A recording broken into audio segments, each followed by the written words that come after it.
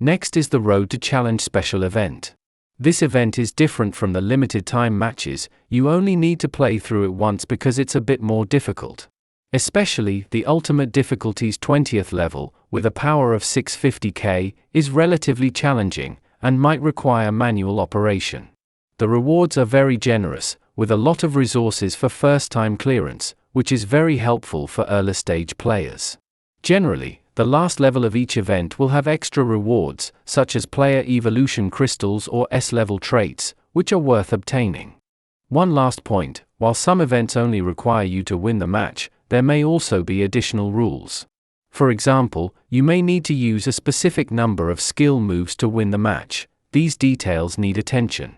If you don't use these skills in automatic mode, you may win the match but fail to meet the specific requirements, so be especially careful under special rules. Now let's look at the special event leagues. This league is actually different from other PvE matches, it's more like an automatically conducted PvP match.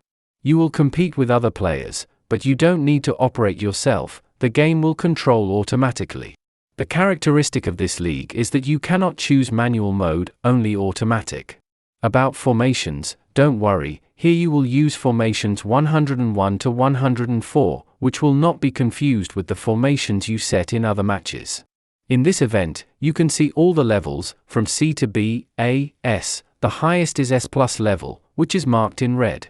Each league has its own rules, for example, here you can see, there might be extra bonuses for some league players, or there might be a bonus for certain attributes, like here the speed performance gets a 150% bonus, even star level restrictions, for example, only 1-star or 2-star cards are allowed, this is the only use of 1-star and 2-star players.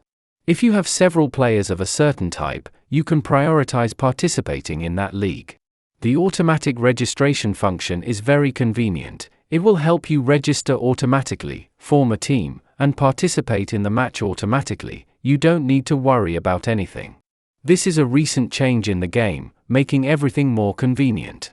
If you want to control the registration and team formation process yourself, you can also manually set up. In the league, rewards are given in the form of league medals.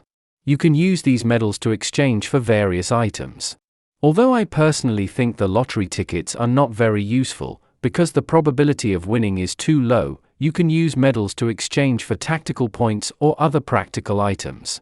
If you like collecting jerseys, you can also choose to exchange with medals. When we talk about traits, purchasing traits is a major use of league medals. For example, the S-level Rock Paper Scissors Master trait is very valuable. If you guess right in Rock Paper Scissors, you can get a 10% attribute bonus, which is a very strong trait, worth buying as much as possible. Other traits are not that important, you don't need to worry too much. In addition, the high or low baller is also a valuable trait, especially for high ball players, because the game mechanic ensures that self-pass in the penalty area must be low and cannot use high. There's also the A-level League Master. If you have low-star players in the league, equipping them with these traits focusing on big-star limited leagues is also a good choice. As for friendly matches, I don't have much experience, as not many players are currently participating. Friendly matches allow you to customize rules, and other players can join your match through the entry ID. This is a free PvP mode between players, where you can play with your friends or allies. But we won't talk too much about it here. Next is the ranked match, which I think is the core part of the game. Although the difficulty of PvE always has a limit, PvP has no limit because you are facing real players. Ranked matches offer very generous rewards. You get rewards every day you participate in matches, win or lose. You also get rewards for reaching a certain level, as well as ranking rewards. If you accumulate RP points in the match, you can also get additional rewards, which can be exchanged for corresponding items in the store.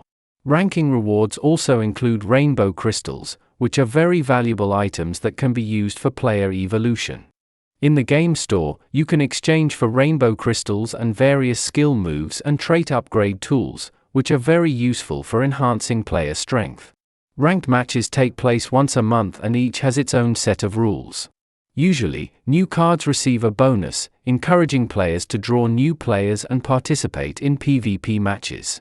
Finally, regarding RP, you can recover 3 points every day. If you use these RP points to participate in matches, you can get an additional 100 experience points. You should participate in at least 3 matches every day to ensure you receive these extra experience points.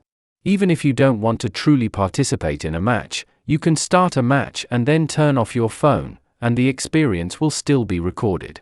After discussing PvP, we turn to the alliance system. I highly recommend that you join an active alliance. This way, you can receive rewards provided by the alliance every day. These rewards can be exchanged for various useful items in the store. We'll discuss these items later. In the reward page, you can see various items you can exchange, including evolution crystals for regular players and some S-level coaches.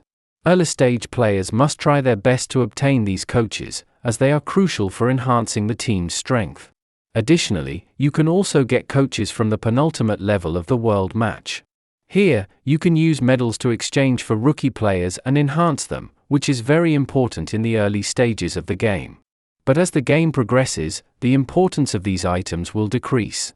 In the Alliance Medal Store, there are several S-level team skills that are essential for early stage players to acquire.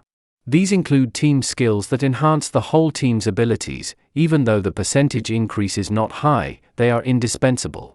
There are also rewards that enhance the abilities of players with different attributes, such as power, speed, and technical players, which are all must-buys. If you plan to leave an alliance, remember there is a 24-hour cooldown, so don't join an alliance and then immediately leave.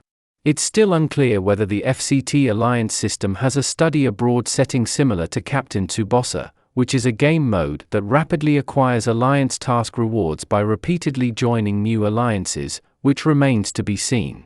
In the game settings, you can see all the items you own. Especially in the skill upgrade and trait upgrade sections, you can see all the items and skills you have. There's also a friend system where you can add others as friends, and they can add you. Through the friend system, if you can't pass certain levels, you can rent players. Rented players can help you pass levels easily because players usually put their strongest players on the rental list. If you want to set rental players, you can do it here. Advancing to the later stages of the game, the friend system seems not very useful, but it's unclear whether more features will be added in the future. In the settings, there are some important features to mention, such as graphic settings, which you can adjust according to your phone's performance. There's an option to auto-skip, which you can choose to skip match scenes when you're in double-speed auto mode. This option can save a lot of your time. It's off by default, so you need to turn it on manually. As for the game music, if you don't like it, you can turn it off. If you want to be notified after your stamina is full, you should turn on the notification setting. The vibration function is on by default. The phone will vibrate every time you score a goal. If you don't like it, you can choose to turn it off. Next is the clubhouse system, where 1-star or 2-star players you obtain automatically enter the clubhouse. This is a convenient way to manage players. We will discuss the specific functions later. There's also a tips section, which contains basic knowledge of the game. If you're a new player, there's a lot of useful information here to help you get started quickly. Then there's the shop section, with many different options. First is the option to directly buy tactic points for card drawing, which is usually a good deal for the first purchase. If you choose to buy long-term, you can get a daily draw at half price, which is a good method to accumulate resources. The monthly card is another option, where you can get a certain number of monthly card tickets to exchange for various items. Crystals are very valuable. S-level skill and trait upgrade tools can all help you strengthen your team. Rookie medals can help you enhance players in the early stages of the game, making your team stronger. The task system is also worth paying attention to, where you can see daily tasks and the rewards you've already obtained. Getting into the habit of completing tasks daily can provide you with continuous resource growth. The game recently added a feature to claim rewards with one click, making daily tasks even easier to complete. Now, let's take a look at the game's pass system. Every month, the game introduces a new pass, and by completing daily tasks, players can unlock up to 50 levels of rewards. If you haven't purchased a pass, you can only obtain the top rewards, but if you have purchased one, you can unlock and receive richer rewards. There are 2 levels of passes available for purchase, normal and premium. The premium pass will get you some extra rewards, but personally, I don't think it's of much practical use, such as AP can help you recover stamina faster. Buying the Premier Pass usually gives you more extra rewards, such as S-level skills and crystals. If you particularly like a player in the game, or you want to build a specific team, then buying the Premier Pass will be the only way to get them. Speaking of pay to win, it's an unavoidable part of the game. Paying can help you get extra tactic points. The monthly card usually has a high cost-effectiveness ratio. If you plan to play this game long-term, buying the monthly card is the recommended choice. Every day, the monthly card will bring you extra reward points and resources. As for the packs in the game, they usually contain rewards with a guaranteed 3 stars or other resources. These resources will be automatically claimed when you log into the game each day. The recruitment system is another important part of the game, which we have already discussed in previous introduction videos. I do not recommend the regular card pool because the icon pool has a higher probability and offers a guaranteed option. You can draw all regular cards through this pool. As for the Premier Pool, we have also discussed it in detail. Player management is a fundamental element of the game. Coaches, like players, are best raised to level 60 if possible. The player enhancement interface is quite intuitive. You can switch to other sections from the same interface. The clubhouse serves to manage your player library. You can put 1-star and 2-star players you don't use often into reserve for easier operation. But if you plan to participate in low-star matches, make sure to retain a team of 1-star or 2-star players and enhance them. The auto-team feature can help you select a team based on a fixed formation, but personally, I think manually lining up is a better choice as you get to know your players better. As for other tips in the game, you should try to raise your level as soon as possible, so you can increase your AP cap. For example, I'm currently level 69, with an AP cap of 185 points, and it takes about 8 hours to fully recover AP usually. If you use up your AP before going to bed, it will be full when you wake up in the morning. If your AP cap is lower, it might recover in about 5 hours, so you'll lose some of the stamina that the system would have recovered. Make sure to turn on notifications, so you can be reminded when your stamina is full.